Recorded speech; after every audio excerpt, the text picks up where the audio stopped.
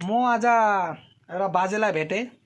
बाजेलाई भेट्नेको बाद मलाई एउटा भिडियो बनाउनु मन लाग्यो मलाई, किनकि बाजेको ठुलो वाइफ हुनुभएको रहेछ र सानो वाइफ हुनुभएको रहेछ। म यो जान्नु चाहन्छु कि अहिलेको समयमा दुईटा बुढी पाल्नु भने कति तकलिफ, अहिले त यति साल हुनुभयो कति तकलिफ पाउनु भएछ, यो अलिक जानकारी चाहिएको थियो। भन्नु त तपाईँको ठुलो बुढी चाहिँ कहाँ हुनुभएको छ अहिले?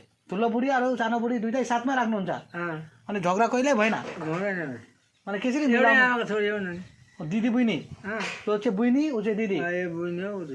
अनि कहिले झगडा माने अहिले तपाईँको छोराछोरी चाहिँ कतिजना? एकजना छोराछोरी।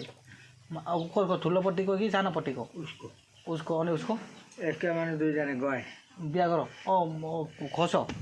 अच्छा एकजना छ नि। अनि अहिले त अब यति साल भयो तपाईँ दुईजना झगडा उग्रा कोही दुईजना भएन? ओ माई गॉड, कति राम्रो कुरा हो।